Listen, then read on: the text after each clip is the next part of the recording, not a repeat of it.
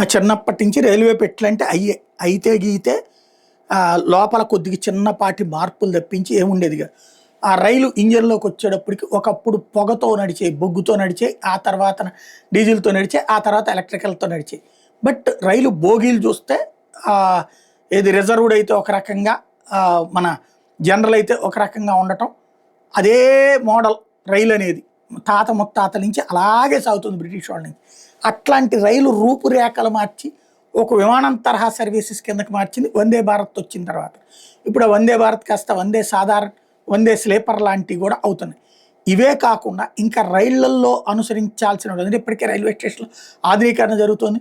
ఒకప్పుడు ఆ రైలు పట్టాలు దాటేటటువంటి స్టేజీ నుంచి వంతెనలు, ఫ్లైఓవర్లు, అవి కాకుండా ఇప్పుడు ఏది నడిచే మెట్లు, లేకపోతే కనుక లిఫ్ట్లు, ఇట్లాంటివన్నీ నడుస్తున్నాయి.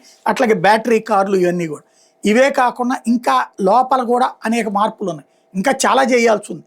ఇప్పుడు వీటిలో సరికొత్త మార్పులకు సంబంధించి రష్యా, జర్మనీ, స్విట్జర్లాండ్ రైల్వే సిస్టమ్స్ని చూడటానికి, వాటి ద్వారా ఒక కొత్త ఆలోచనని తీసుకురావడానికి ప్లాన్ చేస్తున్నామని ప్రకటించింది రైల్వే శాఖ.